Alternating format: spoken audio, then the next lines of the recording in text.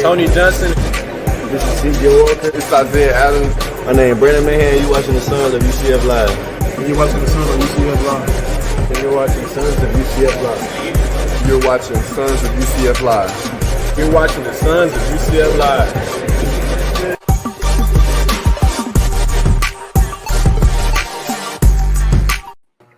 Hello, Night Nation. I'm Trey Strelko. Welcome to the Sons of UCF Live. We have a packed hour. Let's get right to it. Guys, can I wish you a Happy New Year, even though it's January 13th? What's the statute of limitations on the Happy New Year? No, you get a solid week, Trace, and we got to keep moving. Yeah, we did this already last week, didn't we? All right, so that's it. No Happy New Year to you. But yeah, packed show nonetheless. Tony Johnson, where are you, man? I see him on the top of the show. I do not see him on the bench or on the court, but men's basketball gets the big win over Memphis. We'll be talking about that coming up. Transfer portal, it closes soon, but the Knights remain active in it. Guys, what do you think? Wide receiver Kobe Hudson from Auburn, familiar with Gus Malzahn, of course, and offensive lineman Ryan Swoboda out of Virginia. If I'm not mistaken, a wingspan of 6'10". He's a 6'10" guy, right? He's a huge, big guy. He's 6'10", 330, I think, is where he's tipping the scales. Two positions of need, right? We knew receiver was going to be an area, losing Titus specifically, losing Brandon Johnson to graduation. We knew that receiver would be a need position. Kobe Hudson, a 4-star recruit, Auburn's leading receiver last year, so comes in, knows Gus. That's a nice pickup. And, additional offensive line depth never hurt anybody. And this kid is 6'10", from Orlando. That sounds like a giant person. My only concern is, will our quarterbacks be able to throw over him? Because we're not very tall. No, Mikey is not very tall. He's about half his size. But we haven't seen an offensive lineman this big that's not German in a very long time, right? Usually all our big guys are German guys. And Hudson being the leading receiver, that just shows you he's not somebody that's just leaving because he wasn't getting playing time. He's coming because he's familiar with Gus, and he's coming here to make an impact right away. Are you starting to feel better about the position groups? Offensive line, we get Sam Jackson back, that announcement last week, and then this addition from the transfer portal. Some areas of weakness, you can certainly see how the Knights are addressing those. Yeah, I think when you think about that, though, Trish, you almost have to take the 4 super seniors returning as like transfer portal guys, right? Because they're extra. You weren't counting on that. So I think those 4 plus what Gus has brought in has been nice, particularly addressing positions of need. Sam Jackson, obviously brings a ton of versatility back to the line. So I think so far, sure, Tatum Bethune, I guess, is really the biggest loss. I mean, I guess we could talk about, the sock salesman, but really Tatum Bethune's our biggest loss, right? So if you're telling me I lost Tatum Bethune, but I gained, 4, 5, 6, 7 quality players, I love you to death, Tatum, but that's a nice trade. I'll take that all day. Yeah, we're going to lose a couple more guys before the thing's over, right? With all these new incoming talent, a couple guys are going to see the writing on the wall. They're not going to get the playing time. Don't be surprised. We see a couple guys leave. Nobody panic. Gus has proven that he's able to fill those holes. Well, of course, the big boom on Sunday was the announcement of Ole Miss transfer quarterback John Rice Plumlee. You guys spoke about it on the pod. Do you think we have a little bit of a quarterback controversy going into the spring game? It seems like now there's more juice in that room. I think we have a quarterback competition. I mean, I don't know if there's a controversy just yet, but we definitely have a competition now, bringing in Plumlee, obviously returning Mikey Keene, Castellanos, freshman coming in. We don't quite yet know what he's got. We have controversy because I haven't really seen either of those two really kind of battle it out. But we definitely have a competition, which I definitely do think is a good thing for Mikey Keene. It gives him a chance. We talked about this in the pod. Gives him a chance now. He's got all offseason. He can bulk up. He can work on his game, and I'll have someone pushing him. And maybe sometimes competition breeds success. So either way, probably a win-win for UCF. Yeah, it's great for Mikey. It's great for the whole team. And these guys are different style players, so they can even complement each other. If, say, Plumlee comes in and he's not going to be the starter right away, he could still run that wild night package. We've seen what he can do with his legs. So I think it's great for everybody. Well, I wanted to know more about John Rice Plumlee, so I reached out to Stephen Willis. He's the host of the Locked On Ole Miss podcast. He joins us now on the Sons of UCF Live. You can find him at the Stephen Willis on Twitter. Stephen, thanks for stopping by the Sons of UCF Live. Hey, good to be here. I'm actually in Winter Haven, Florida myself, so I'm just right down the road. We've gone all the way to Winter Haven for a guest on what's coming out of Oxford. But bring us a little bit of the story of Plumlee arriving at Mississippi and somewhat where he falls out of favor at the quarterback position. Well, he came in, he was Rich Rod's guy, mainly because in 2019, when Matt Luke was the head coach, Rich Rod was the offensive coordinator, and John Rice was recruited to run the Rich Rod system. Now, what we need to remember about John Rice Plumlee is the first 3 non-conference games, he didn't play. He actually debuted starting against Alabama.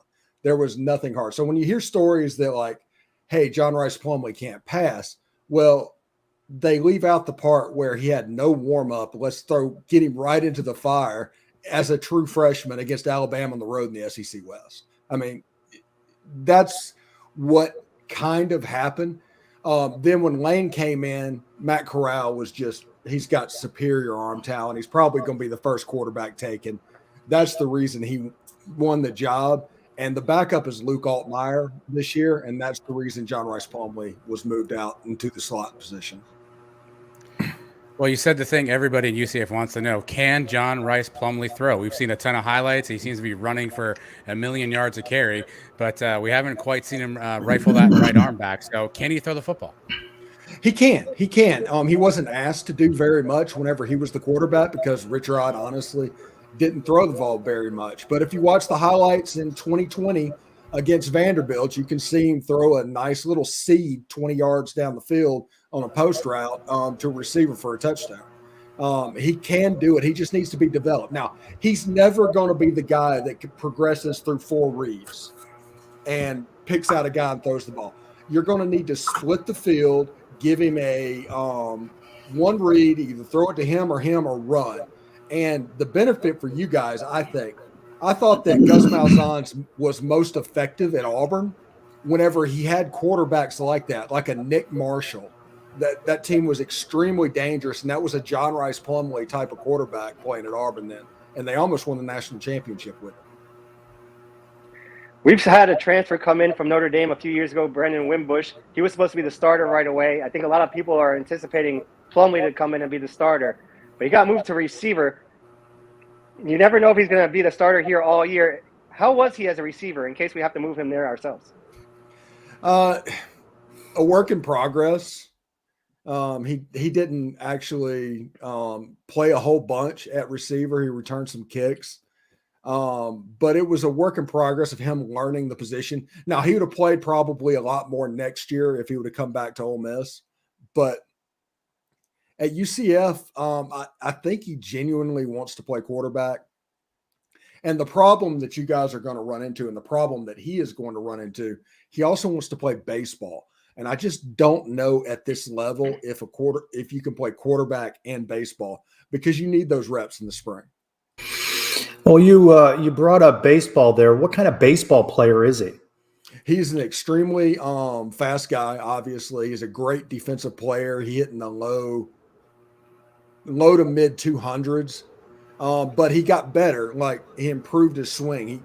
He was at the point where he might hit 275, 280 this year, and that'd be about right. But he ended up being the guy. Everybody was talking about Jerry and Ely and John Rice Plumlee playing baseball, and Ely was the guy with the upside. The guy that came in that actually contributed to the team was John Rice Plumlee.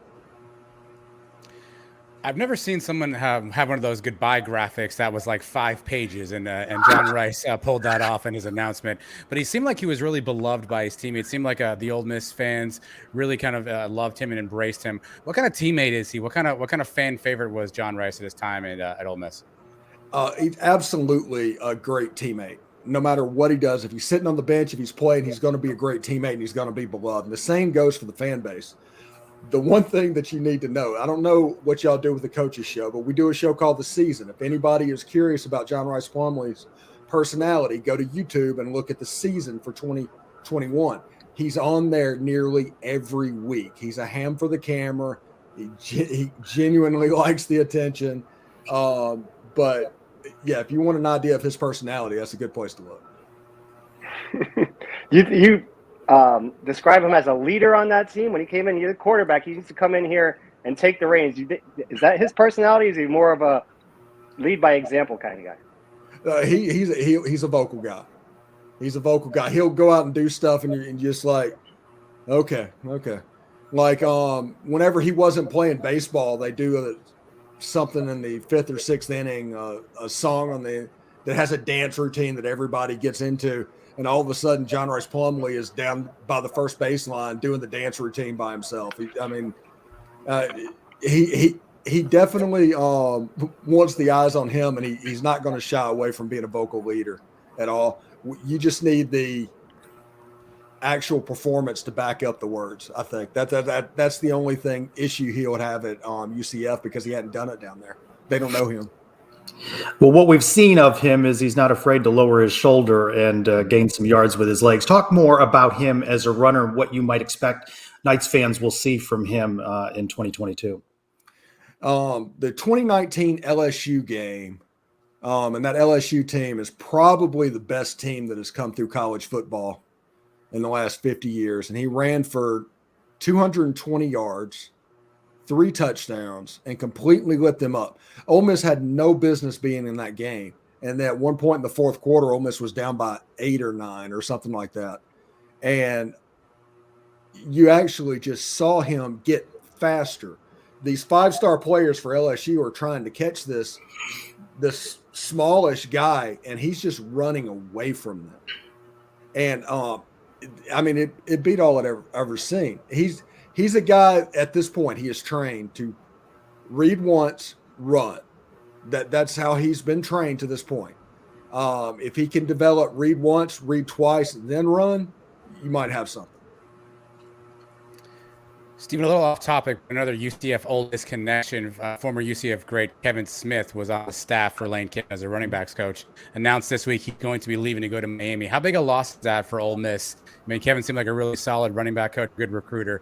How big a loss is that for Ole Miss and Lane Kiffin's staff? Yeah, honestly, I don't want to take away from Kevin Smith. He was a heck of a football coach, and he was absolutely beloved.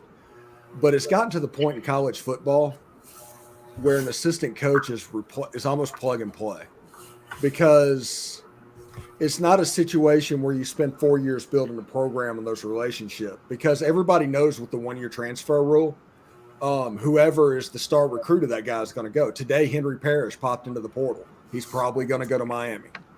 And knowing that, I'm not overly concerned about an assistant coach. I do like Kevin Smith. I think his energy and the way he taught pro mindset to Jerry and Ely and Snoop Connor helped them out immensely. And also, I remember watching Kevin Smith in college, and he was just a fun back to watch. Before the show started, we talked to you for a minute. You said you remember the 97 game when Dante went to town over there, and we almost beat you guys. Since then, recently, we've beaten Auburn, we've beaten Georgia, we've beaten Florida, all in bowl games. In my opinion, we beat LSU if Mackenzie Milton's healthy that day. What is the view of UCF from the Ole Miss side? Well, right now, I view them as the best team in Florida. And it's completely earned, because right now, Florida State, and Miami, they're all, I hate to say it, jokes. I mean, you're talking about somebody my age, to where Florida State, Florida, and Miami at some point were all in the top 10 every year for like a decade. And now, I mean, they're getting beat by Georgia Southern. Florida State's getting beat by Jacksonville State. Miami's getting beat by dang near everybody. And it's just kind of disconcerting for that, somebody that grew up with that. And that's what you watched, because that was the TV at the time. Stephen, I like you already. You know, best team in the state of Florida. You're knocking the other guys. Just need to get a home and home with Ole Miss. I know a lot of our fans would love to go to Oxford. Tell us a little bit more about your podcast as we wrap up. Yeah, we do things a little bit differently. We're all about commentary and perspectives. We don't try to break news on it, because everybody's trying to break news on it. So we just do commentary and perspective. We want to make following Ole Miss sports fun again, because so much with the news breaking people, it's about what got away, what hypothetical did you miss on. This is more about fun stuff and tangible stuff and stuff you can get behind. And, you know, we get perspectives of actual fans on the show from time to time, and we just try to have a good time. And it's so far so good. It's been a lot of fun.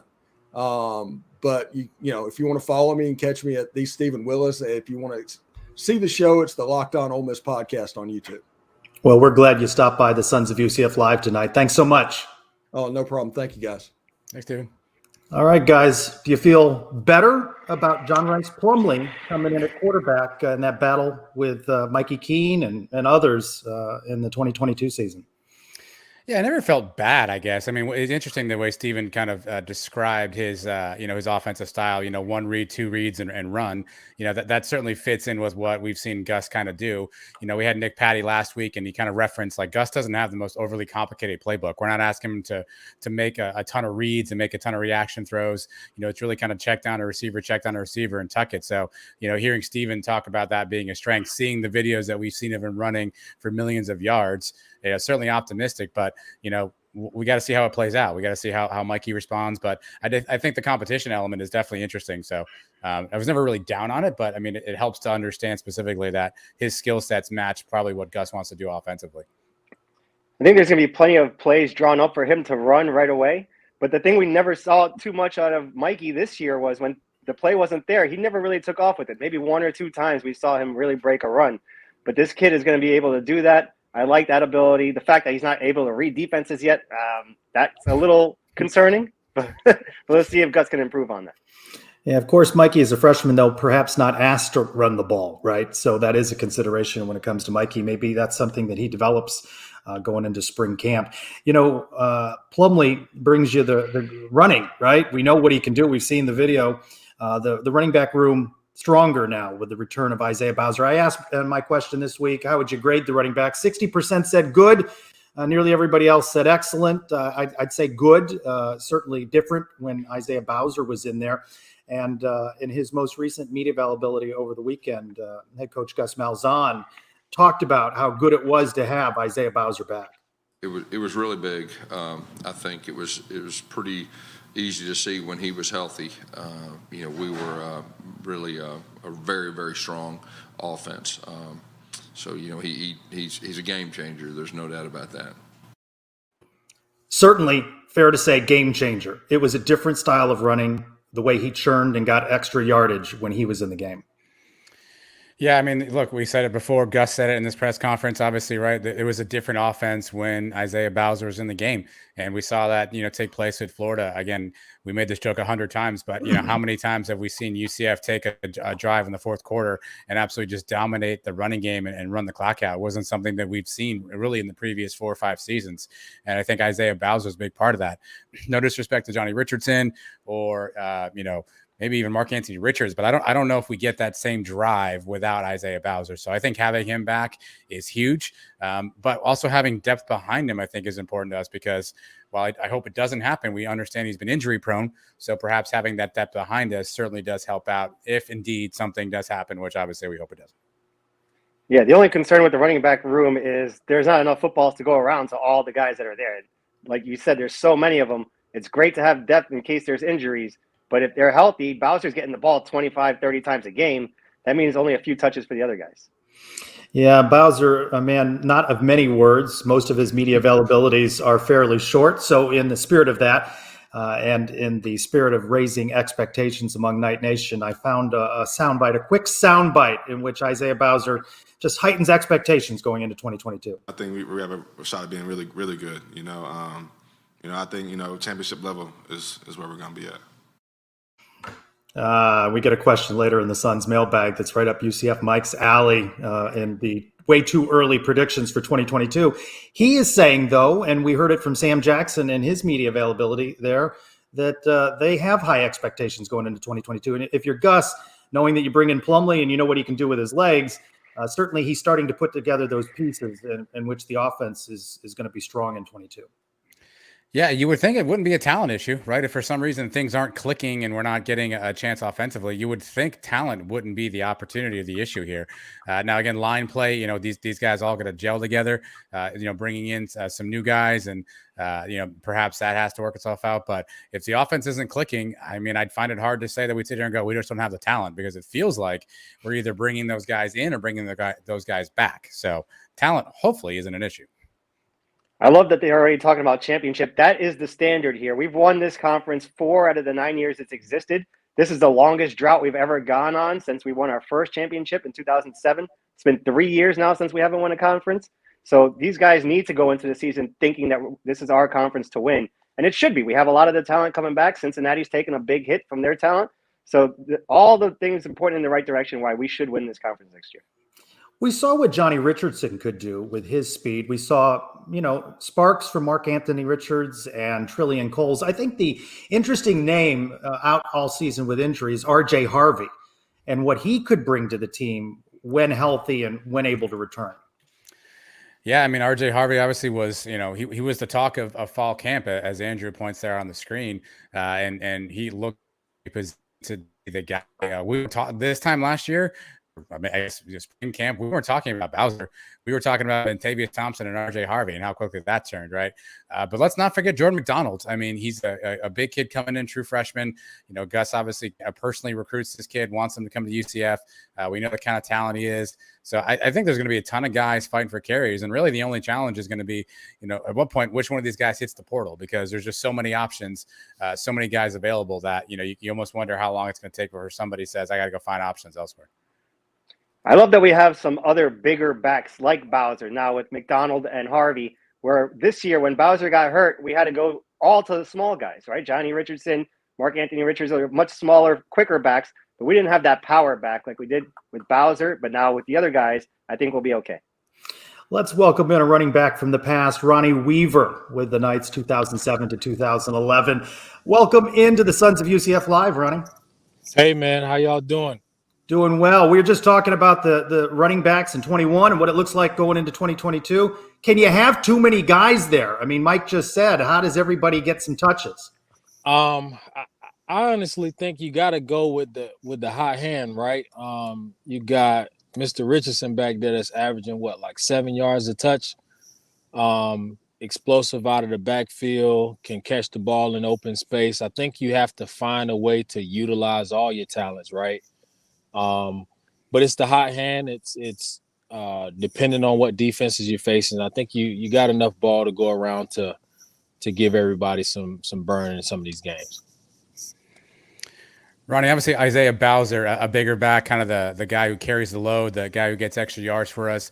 As a bigger running back, are you concerned about too many hits being taken on Bowser? Do you think, to your point about Johnny and other guys, do you think we need to do a better job of rotating and getting Bowser out early so he gets fresher, or do you think those hits on him are going to be a problem as they continue to add up?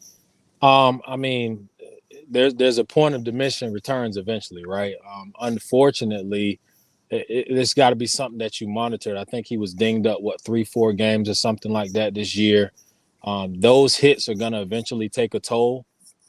Coach O'Leary always used to say you can't make the team in the tub, right? So if you hurt, you can't have a successful running game, right? So I think that we've got to get creative. Maybe that's an off-season schedule, strength and conditioning for him.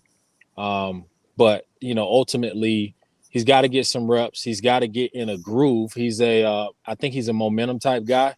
He's extremely downhill. I like him, to be honest with you. And I think that he's going to do a lot to help us, be successful in the future here. Ronnie, when you were there, we had Jeff Godfrey as a quarterback for a couple years. Now we're bringing in another guy that can run too, Plumlee. As a running back, do you like having a quarterback that's also able to run? Does that help you, or is that kind of hurt because the defense knows one of you guys is running and they're stacking the box against you guys? Well, I mean, I think it's beneficial, especially if the guy that usually runs can actually throw the ball a little bit. It helps out overall. Usually they use a spy player. They usually use another nickel DB. They put one person in the box, but usually it's not another linebacker, right? They can't keep up with the quarterback. So it moves another little guy in the box. So more traffic, but less bigger hits, right? So from a running back perspective, I'm okay with it, especially if I can get out.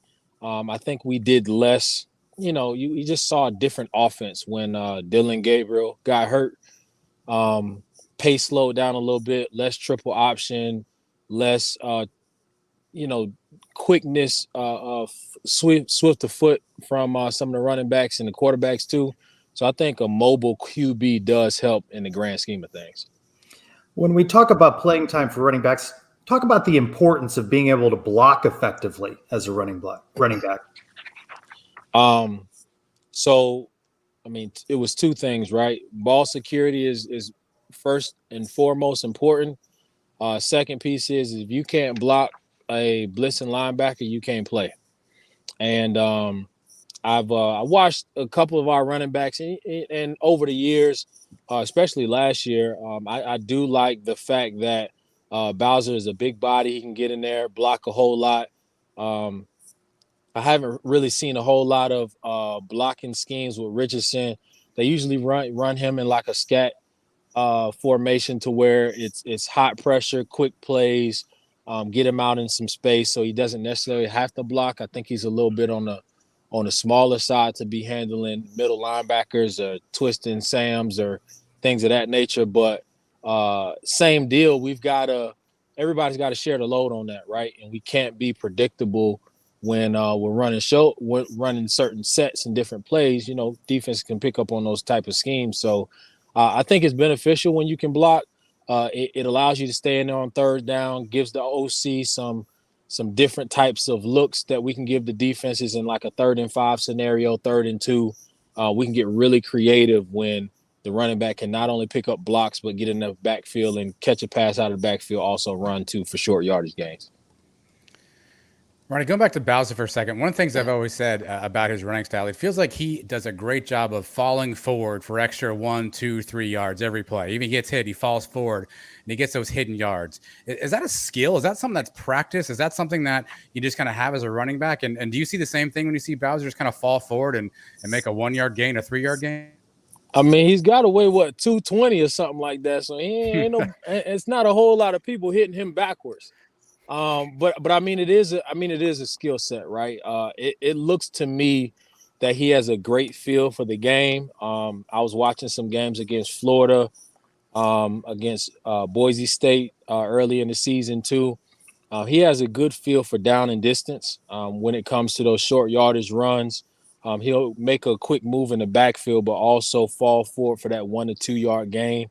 You got to have situational awareness in those scenarios, and I think that he does a great job of, number one, evaluating blocking schemes, and that comes with, he's been around the block for a while, and I think that him coming back and can contribute to helping those younger backs understand what scenarios they're going to come into. It's a skill set, right? And just fighting for those couple inches overall, they do add up to overall production for that running back. But I think it's definitely a skill set that you have, understanding where you are on the field to make an impact. After Coach O'Leary left, we saw a complete change in philosophy of the offense. We saw Frost come in, Heupel, they got quick pace, throwing the ball all over the field. How much do you love now that Malzahn is there, back to a power running game style? It's got its pros and cons. I mean, it is a breath of fresh air to get back kind of to that feature deal. But at the same time, innovation is key. And I think a mixture of those two offenses have proven to be successful, right? There were times that we ran a get up and go kind of fast paced offense. I mean, we had Greco back at QB sometimes. We had Godfrey back there sometimes. So we could mix it up in terms of pace and speed. But at the same time, if you got a lead blocker, shout out to Billy Gio from a lead block perspective, and Ricky K. Those are my guys. But I think it's a breath of fresh air to where, if you have the linemen, which we do, I think I saw a snapshot the other day that we got some 6'10" offensive linemen, 6'10", 6'9", 6'8". So when you got the size and speed of a lineman, you can kind of enforce some will. And I think that's what, the SEC and Gus comes from in terms of that type of play style, which is just enforcing your will. And then I think he has the ability to capitalize because he's got some guys from Florida with some speed on the outside, and he can kind of mix it up and use all of those weapons to his disposal. Ronnie Weaver, loved by Night Nation, and we have loved having you on the Sons of UCF Live tonight. Yeah, no worries, man. Anytime y'all need me, I'm here for you. Go nice. Charge on. Charge on. Thanks, We Ronnie. will pick him up on that offer. We'll have him back. It was good to see him joining us tonight. with his insights. Feel pretty good about the running back position, though, after all of these conversations tonight. Yeah, I think once Bowser, opted back in, I think we recognize, the strength that group's going to have. And I think, Ronnie said it best, finding ways to use all these guys, use the depth that we're going to have. How do you mix and match, right? They're going to have different skill sets. So, how do you leverage, Johnny Richardson, who's a threat out of the backfield to catch a pass or two, right? How do you leverage, Mark Anthony Richards, who, while not as big as Bowser, still 6'1", 220 something, right? So how do you leverage all those guys? And I think, that if Gus wants to run the football, it looks like he's got the horses in the stable to do that right now. He can adjust his game plan depending on the opponent now. If we're better suited to just stuff the ball down somebody's throat, you go with Bowser. If you got a team that can't cover a running back out of the backfield, then you throw Johnny back there and you burn him that way. So I love having all the different options. A lot of options. Good to have. Let's turn the page now to men's basketball. Pretty lively defense last night for the Knights. They didn't look like they were sleepwalking as they did against Temple in that loss a week or so ago. 74-64 over Memphis. Darren Green Jr., 20 points. It was a funny game, right? They only did not lead this game about 19 seconds. They were really in control of the whole game, but you kept having that nervous pit in your stomach. They're going to let that game get away in the second half. Yeah, the pace got frenetic down the end there. I mean, it was a lot of press, a lot of back and forth. You saw some balls go off shins and fingertips, and it was kind of fast pace and a few turnovers. But UCF hung in there, right? That you could have easily. I think Darius Johnson had a couple of bad turnovers trying to get across half court, but they came back. They played good defense. Darius in particular played really good defense. Dre Fuller hit a big shot. So even though it got a little chaotic, and that can happen when you're playing late game basketball, and you got two teams that are very athletic who are going full court, UCF hung in there. And I think that's the really key. The key effort is there are many reasons why that one could have slipped away, but they didn't let it slip away. And I think that's what we saw a little bit different than when we saw last week against Temple. They had a couple big leads. Memphis really never got too close. They cut it down to 7 a couple of times, maybe 6 they got within. But other than that, it was a pretty smooth game overall, clean game, not too many turnovers, took care of things on the defensive end, and we're hitting our shots. When we're hitting our shots, we're going to be very tough to beat. Opening question for me in the post-game media availability with Coach Dawkins was more about the defense's play. We got back to playing UCF basketball. Full court pressure, get after teams. That's who we are, and I think we've gotten away from that. And so it's good to see our guys, embrace what we do and did it real well tonight for 40 minutes, and that's what you want to see. Adam, earlier you mentioned Darius Johnson, just a freshman, right? And this is a team now that had the loss at SMU, the loss versus Temple. This was an important game. Darius was asked, any pressure to snap that 2-game losing streak? I don't think we were feeling pressure at all because, basketball is a game of runs, so everyone's going to have their run. But I knew my team behind my back, and we came out strong and fought right away, so I knew we had no worries. Pretty confident guy, isn't he? Yeah, again, he played well down the stretch. He was getting big minutes, obviously, with Memphis, applying pressure. Johnny went with a more ball handling type style lineup, right? So we had Darius Perry and Darius Johnson on the court. True freshman, obviously, if you're Penny Hardaway and you're scheming up, who do you want to attack? Who do you want to go after? Who do you think may make a mistake? You'd think maybe they'd go after Darius Johnson versus a 60-year senior now in Darius Perry. But he held his own again, 1 or 2 turnovers there. He had a big 3 as well, a couple of drafts to the lane. So, and really locked down defense. I think ESPN Plus did a nice job of showing, his defensive pressure. He was switching back and forth on the top of the key there. So, for a true freshman, he stepped up. I think probably Memphis keyed on him and said, hey, let's see what this kid can do. And he answered the call for sure. Him and CJ Walker had a very good game defensively too. He was all over the place, flying everywhere, blocking shots, getting rebounds, doing what he does. He's really settled into his role on this team. He knows he's not going to be the guy that's going to go down there and take the shots all the time. He'll take 1 or 2 a game, but I like the way he's been playing too. A week ago on this show, BJ Taylor said, relax, everyone. Okay, just calm down. Let's welcome back in BJ Taylor, who got a pretty good ovation last night at that game, sitting courtside watching his Knights play. Yeah, it was great to be back, guys. Thanks for having me on. A lot of energy in the building last night. Obviously, it was great that we were able to come out with a victory. So let's talk some hoops. Let's get to it. All right, that opening soundbite from Coach Dawkins. That's Knights defense the way he wants to see it be played. Can you say that one more time? I'm sorry, I lost you for a second. Coach Dawkins in his opening soundbite said that is Knights defense the way he wants it to be played. Yeah, no, for sure. They definitely want to be a team that gets up and down.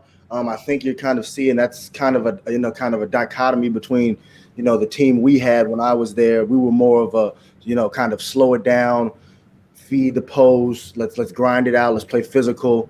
Let's make it a half court kind of game. Compared to them, with these guys, they're a little better when it's a free flowing game. They're able to get Darren Green looks in transition.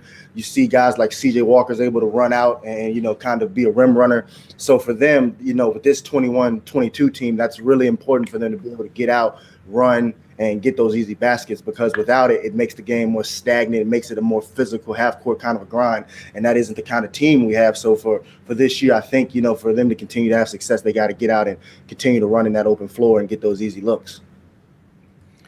You mentioned Darren Green Jr. He's got a really sweet shooting stroke, BJ. What makes him such a good shooter? I know you've played with him, right? You've seen him practice. What about his shooting stroke, and what about him just makes him such a great shooter?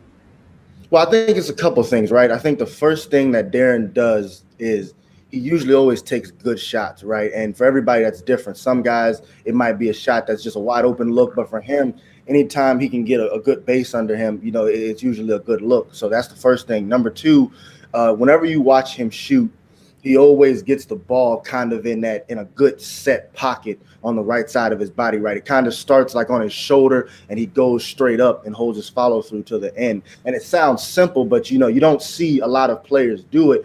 The best player I would compare him to is kind of like a Klay Thompson, right? If you see Klay has that wide base, he gets the ball set at a good spot, and every time he goes up, ball has good backspin, good rotation, and it's always a good-looking shot, right? I mean, you guys watch a ball, and our viewers watch a lot of ball. You can tell when a guy shoots the ball well with consistency, because every time he lets it go, you think it's going in. So those are kind of the couple things that he does. He takes good looks, and he always gets his feet set and gets a good base under him and gets that ball into a good set pocket to let it go.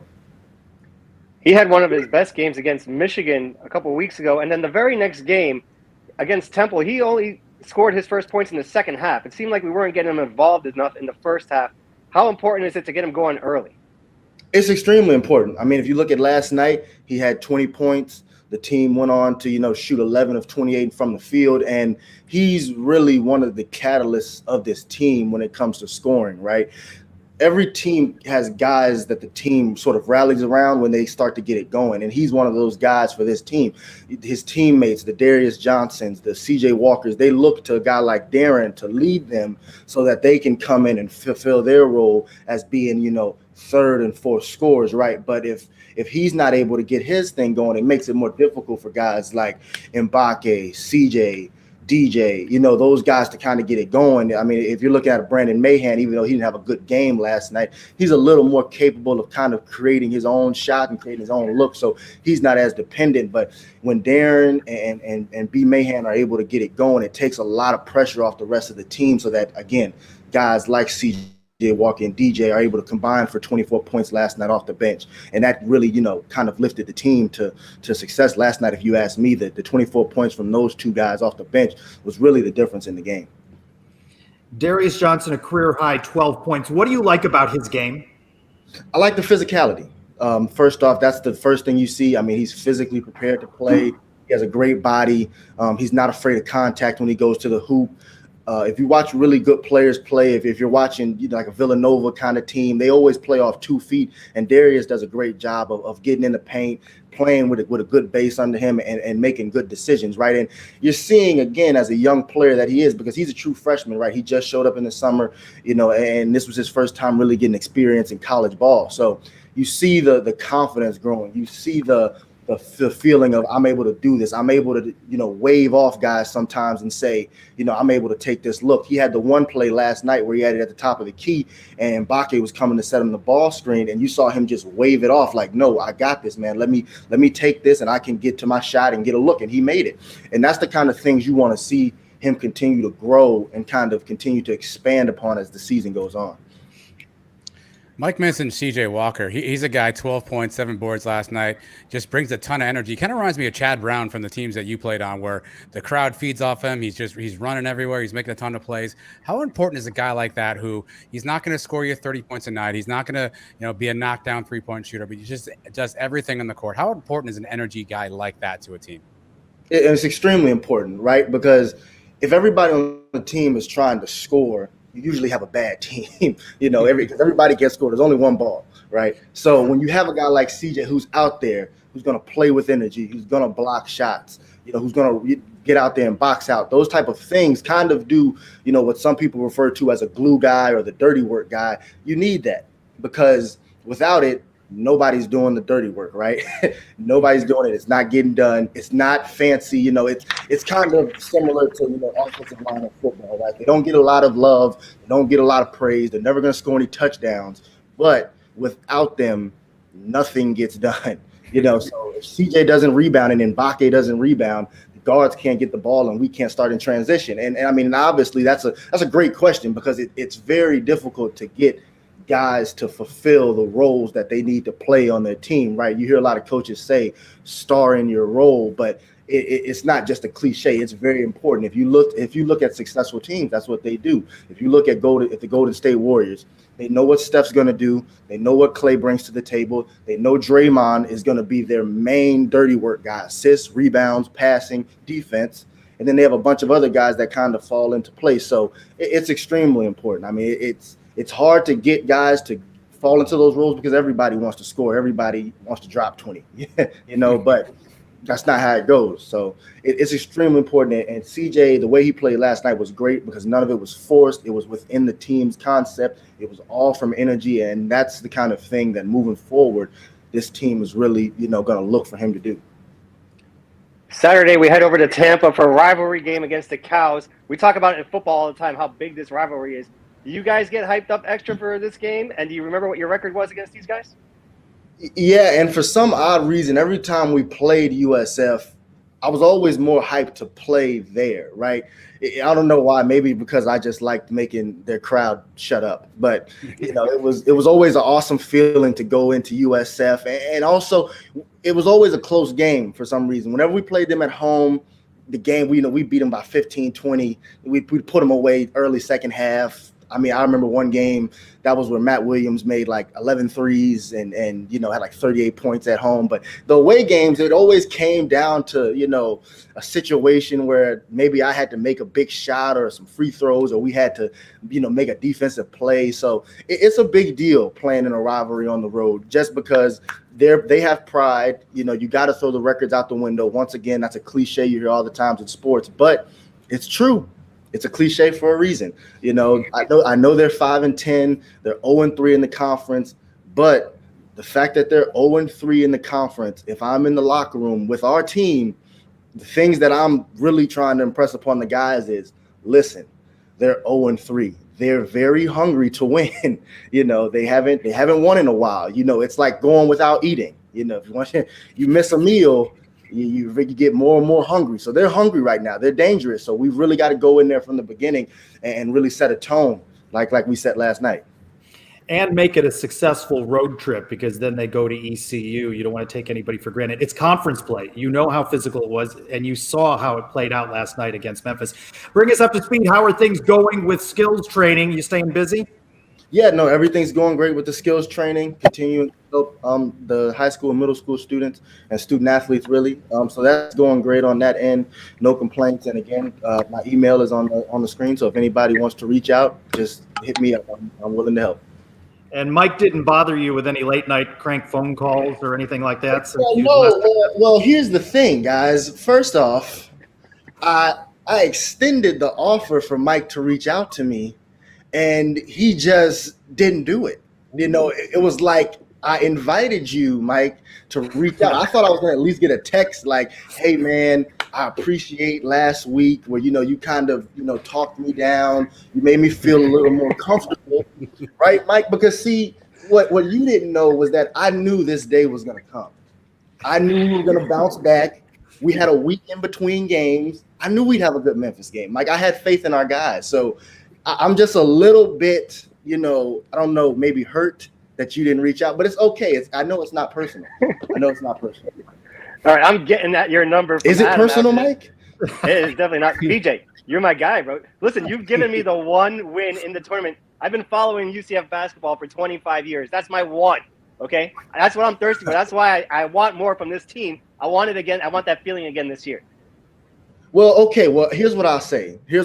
Last week I left off with, it's not time to jump off the cliff. Okay, all right. And this week I'll temper your expectations a little. Okay, it's not time for us to assume Final Four yet. Okay, let's continue to make progress. I didn't say Final Four.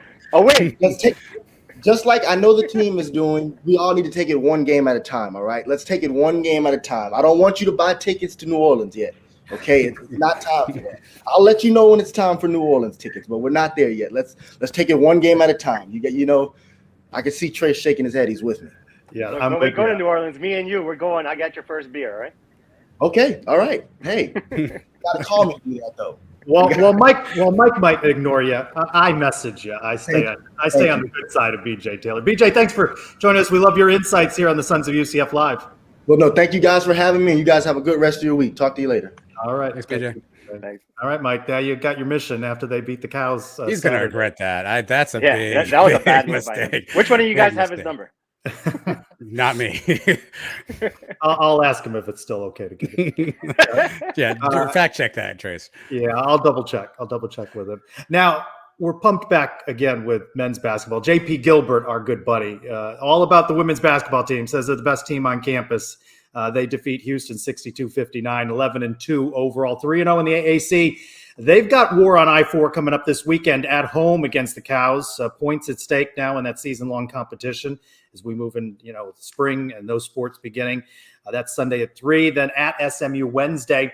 Some other notes: men's soccer, a couple of nights drafted in the MLS. Orlando City picks forward mid Nick Taylor in the 3rd round, and Chicago picks defender Giannis Learman in the 4th round. Good luck to those guys. Softball picked 3rd in the AAC by the league coaches preseason poll. We're coming up on softball and baseball. By the way, did you see that they're adding a new scoreboard at baseball? That work has begun, which will be good because the other one is just useless, doesn't do anything anymore.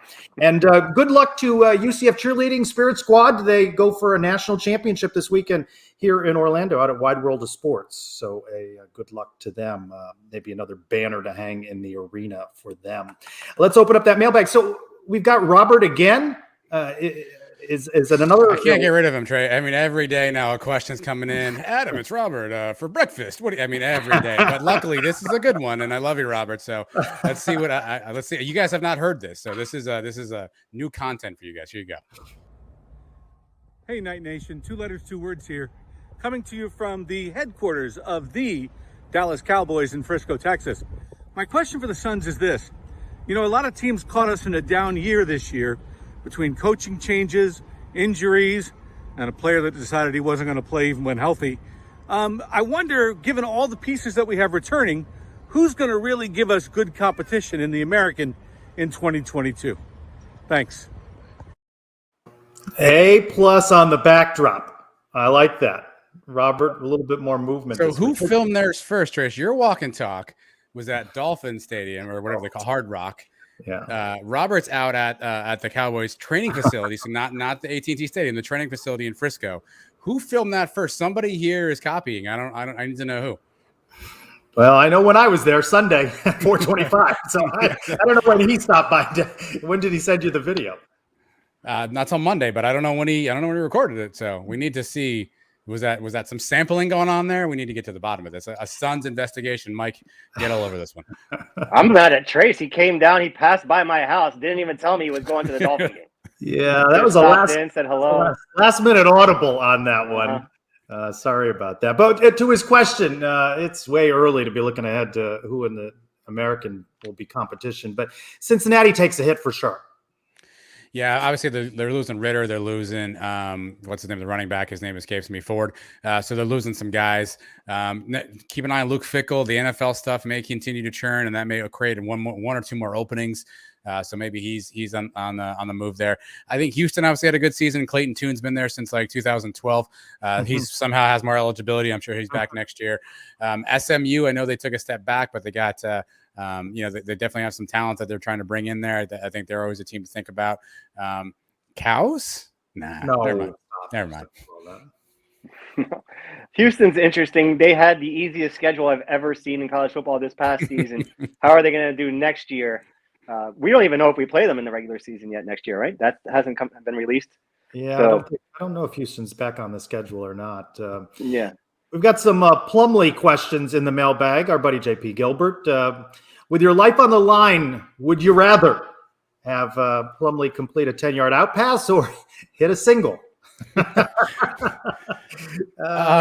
Single. I'm going to go with him in a baseball uniform.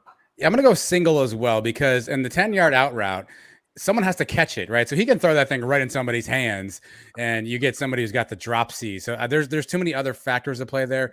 Signal, it's all on him to make contact. He's got speed. Even he bunts, I think he can get on first base. So I'm gonna go check swing, Mike. He just accidentally hits it off the knob of the bat. He may run down to first. I'm gonna go single.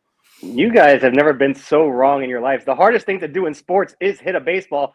That's why if you hit 300, you're a Hall of Famer. If you're only completing 30% of your 10-yard outs, you're never playing football again. He's got to be able to complete that pass. I think that's a way easier thing to do. Brian W. Peterson, can Plumlee throw? I guess that's the big question. I felt a little more encouraged with our first guest tonight. I assume he has an arm on the right side of his body that allows him to maneuver a football forward. Can he throw well? I don't know. I mean, again, but we just heard, is Gus going to make him make these tight throws and the tight windows and, read all these fancy exotic things? Or is he going to go, hey, look to the left if that guy's covered, run. And if he's not covered, throw. I think he can probably do that. You do see some highlight tape. Somebody in our chat said that he threw 33 touchdown passes in his senior year of high school or something. So again, high school talent, I get it, but I suspect he can throw when we need him to. Is he going to be the second coming of, Dante Culpepper? Probably not. But as long as he can make the throw when it needs to be made, I think we'll be okay. Mike is just stunned at that answer. Okay, we'll move on. Just give me a thumbs up when you can hear me again, or just keep your hand in front of me. Okay, I got Trace. Brian's other question, what do you think is the biggest problem or threat to UCF's success as a program, and why? NIL or transfer portal? I'm not worried as much about the transfer portal, but the NIL, that is not something that I know that I feel Night Nation can compete with a lot of programs across the country. Yeah, there's just so much unknown there. And in reality, NIL could actually make you go to the portal, right? So I think if you're doing cause and effect there, NIL may be the first part. And there's, to your point, there's so many unknowns. It's not even just competition, but businesses have to step up. There's going to be different fan groups that are put together and different promises made. And I think that's just going to be a really interesting phenomenon here the next couple of seasons to figure out what shakes loose there. So I would say with the transfer portal, we kind of get it. We sort of know people may be looking to move on. But I think NIL could actually help to fulfill the transfer portal more. So I'll go NIL as well. At NightFan94, do you think we'll see more downfield passing in 22 with a healthy, hopefully, offense and improvements in the quarterback room? Depends on how it shakes out at quarterback. We know what Plumlee can do running. The chance of development and growth for Mikey Keene, he knew somebody was coming in, right? Yeah, and this is his, he started a lot of games en route to a 9-4 season. Welcome back, Mike. We're talking about will we see more downfield passing in 2022? So I did some research. I did my research here, Trace. Here is Gus Malzahn's average passing yards per season since he took over at Auburn at 13. Ready? So this is from 13 on. 173, 229, 173, 169. In 2017, he had 233. 2018, 225. 2019, 207. 2020, 220. His first year at UCF, we were 206. So he's never really had an offense that allows you to say, oh, wow, we're going to have a 300-yard passer or a 400-yard passer. I will say this. The two best years that he had, I don't know if Mike's frozen, but he's killing me. The two best years that he had, 17 and 18, is when Chip Lindsey was the offensive coordinator at Auburn. So if there's going to be a tell in terms of how that works, Chip Lindsey's move into the offense certainly helped out from a passing perspective. But I don't know why we expect he's going to throw 300 yards. That's clearly not been his hallmark as a coach. My research is complete. Mike, good are you research. okay? Good research. Mike, are you there? He's there. We're not sure. At Alex Bitter 11, by the way, the emphasis on bitter in this question. When does Dawkins turn the basketball program around? He's been successful 1 year here, parentheses with players he didn't recruit. If we can't even compete in the AAC, what are we expecting when we move to the Big 12? Should we move on after this year if things continue to go downhill? I do not share this opinion. I think Johnny Dawkins is a good coach. I think you see some of the recruits that he's bringing in. I don't agree with this thinking. I think obviously Johnny's got the team going in a good direction. Mike's laughter is fantastic. I think he's got him going in the right direction. So I hope that arrow is pointing upward. I will say this though, Trace, if we have to get rid of a coach, like this would be the year to do it. But let's do it now. If everyone says it's not going to work out, let's cut it now. That way we have time to build into the Big 12. I'm not saying I want to, but I'm saying if we all say here and say that the coach is not going to work out, let's do it now this year to Alex's point and get it over with, because you want whoever comes in to have time to build into the Big 12. I think Johnny still has some options, still some opportunity to get better. But if we have to cut a coach, let's do it at the end of this year. Mike, your thoughts? I have no idea what you guys are talking about. Johnny Dawkins, is he going to make it or should we move on? No, I mean, we can't say we're going to move on right now. The guy's in the middle of having one of his best seasons here. Let's see how this thing plays out. I think we make the tournament this year. We win a game. We get the Sweet 16. You build them a statue. So it's way too early to say it's time to move on. Grajales Debbie, glad to see we're getting O-line players. Great. Sam Jackson is back. Cole graduated, Lofton transferring. Do we have a backup at center? Speaking of center, Matt Lee named to the USA Today All-Bowl team. What about the backup at center? I think we had a guest a couple of weeks ago. By the way, thanks, Adam, for posting those 22 signee interviews. We'll see if we can get more as the weeks roll along. But Caden Kittler, he mentioned that he might get some time at center during his interview with us. Yeah, he pencils himself in the depth chart there. Yeah. Sam Jackson also dropped that he was doing a lot of work during bowl practice, even doing work at center. So we saw Cole Schneider essentially as the backup center this past season. Maybe Sam Jackson's taking some snaps there. So, maybe they do some internal shuffling and it's Sam Jackson. I don't know. At KTJ 9802, what's up with stadium naming rights? Still none. And we're on that 1-year anniversary coming up on Terry Mohajir. Still nothing, right? And that remains a big empty space over at the Bounce House. Paper and Lace Stadium coming soon, but a very big disappointment this past. Breaking news you saved right here to the end. We're still in the negotiating phase. There's other wedding invitation companies that are trying to get in our way, like the roofing companies were getting involved last year. But that's a big disappointment. We went a whole year without a name on the stadium where we had one basically lined up right before the season started, and we weren't able to use it. So that's got to get figured out. I mean, that's money we're losing out on. Yeah. At Salisbury, if the ACC kills the expanded playoff by insisting on an 18 playoff and a cynical bid to force Notre Dame to join their conference, as has been rumored, he asks, can he still technically continue to blame Notre Dame for everything wrong with college football? That's the wrong answer. The Rose Bowl is who you blame, because they just screw everything up with that stupid game. It's got to be played at 5:00 on New Year's Day. But it's beautiful. But it's a beautiful backdrop. And there are mountains in the back. I get it. The Rose Bowl is the real answer who to blame. The greed is what you blame. All the people that are in charge right now just wanting to get as much money as possible for themselves and not really caring about what's best for college football. Well said. Wow. Serious, Mike. Jeez. Pretty good. Wow. Pretty good. Save the serious right there till the end. We wrap up with Wade at 911_black_gold. Let's hear those way too early 2022 season predictions. This is the easiest question on a tee for Mike that's ever been asked. 12-0. 15-0. Oh, 15. We got conference championship game, the playoffs. Don't forget those games. Those are the important ones.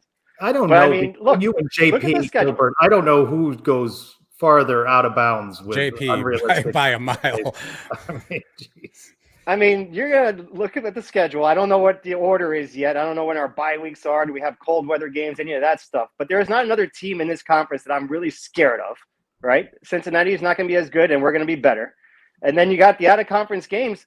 The two tough ones are at home. All our hard games are really at home. And nobody's really beat us at home in a few years. I don't count those COVID games that we lost to Tulsa and Cincinnati when there was no crowd in there. The last time we lost a game at home with a packed house was what, 2016? The Temple game when we lost in the last second. So it's been a while. I like UCF fans.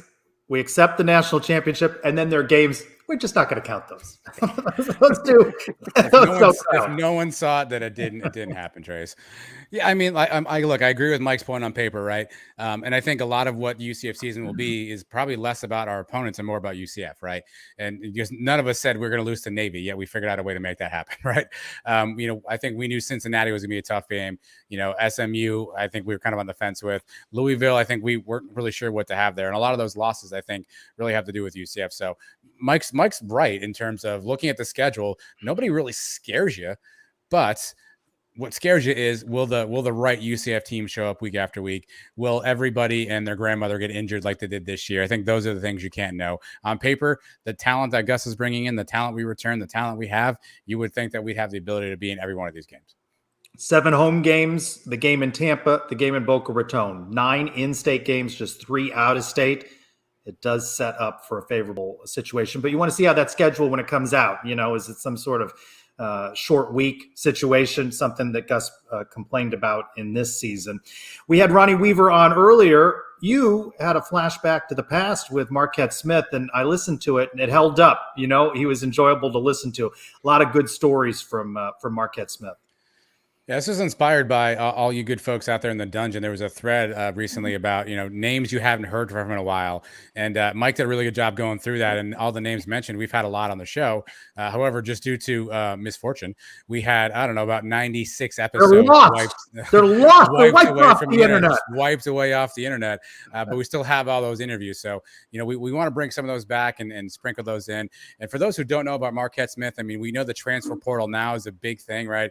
He was really one of the original transfer guys. Came from Florida State, really was a bell cow running back and helped set UCF up. And and Marquette kind of leads into Dante, what kind of leads into his career as well. So he was a building block for UCF. So if you haven't checked that one out, even 2 letters, 2 words, said he loved it. So what more can I tell you?